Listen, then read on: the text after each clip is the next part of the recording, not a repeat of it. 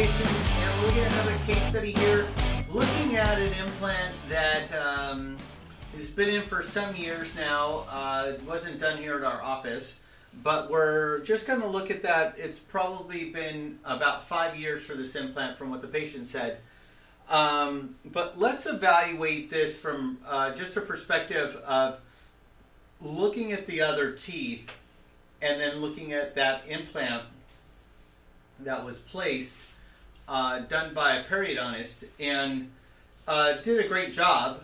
But we can look at the characteristics of the bone and kind of get an idea of whether or not this is actually Ailing implant or failing implant, or you know, could it have been predictable in the first place, or what?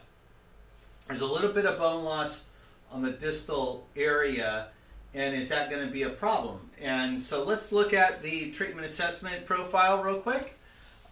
Most everything is green: the bone density, attached gingiva, bone characteristics, bridge height. But we have an orange. When we look at the other teeth, we look at the facial bone and the bone constrictions in orange, and I even give it a red coming into where the nerve is. So that's a little bit trickier to really give that evaluation on that one, since this implant was already done. So let's look at the CT a little closer here. Here it is from the pano view, and you can see that the bone height actually drops down right here.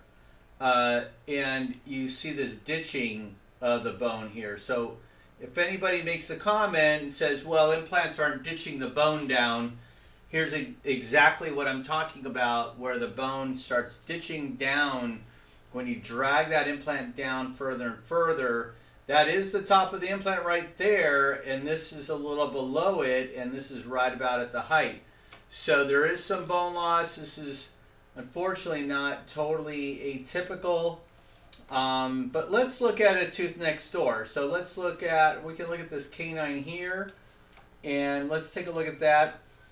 Here's where the facial bone is very thin, and you got about parallel walls. You have this kind of weird little S-turn or link here.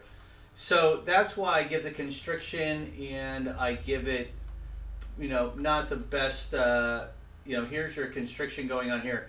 So this is why I'm rating it what I did with the orange on the constriction and the facial plate, the facial bone. So here's the premolar in front, and you could even look at the premolar on the other side to see possibly where it started.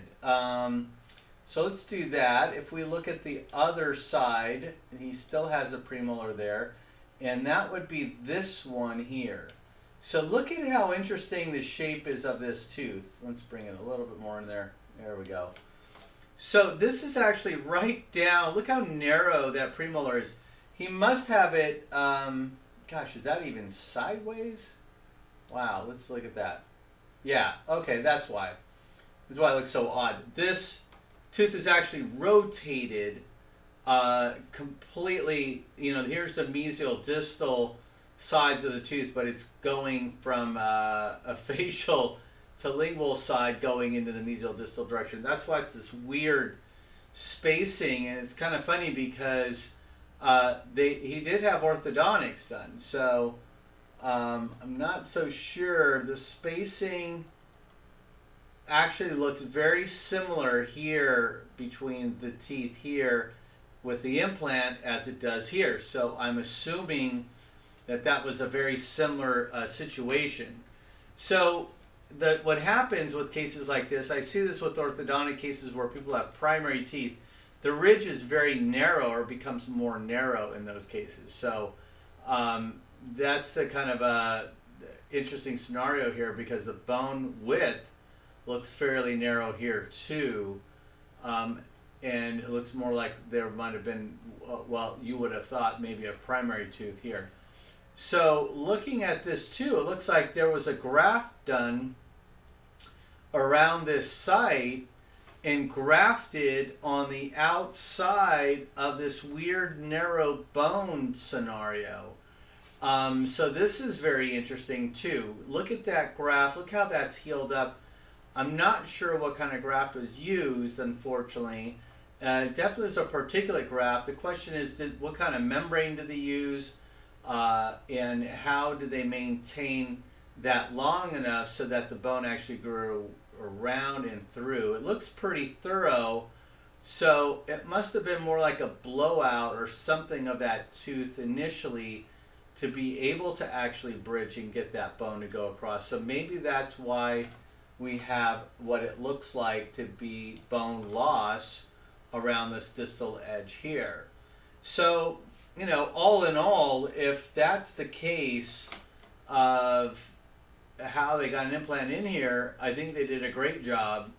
I think it's a little hairy when you look at it from this point of view and you see the foramen right here. You know, that's really close to the nerve. That drill is really close right there. This person must have had a CT to kind of get the idea that they would want to drill that length of an implant here. So this is not for the lighthearted. This is at least at a skilled or an advanced level.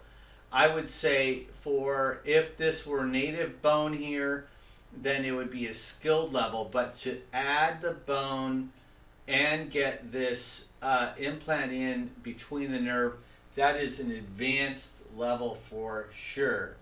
So very interesting case, very interesting to evaluate this situation, because it was in a weird position initially like this one, and had this odd spacing, so it's a little bit bigger of a premolar than you would expect.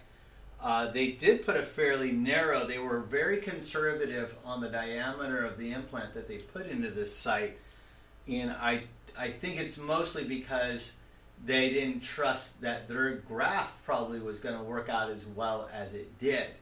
So, really interesting case. Interesting to look at that from a perspective of looking back at, like, we're looking now at it and seeing the success that they've had with this. This is a young person too. You got to remember, this person actually is in their 20s. This is not somebody that is in their 60s. So maybe the healing capacity really has helped them out.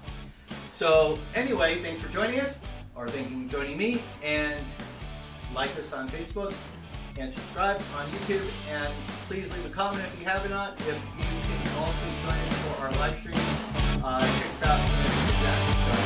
Cheers.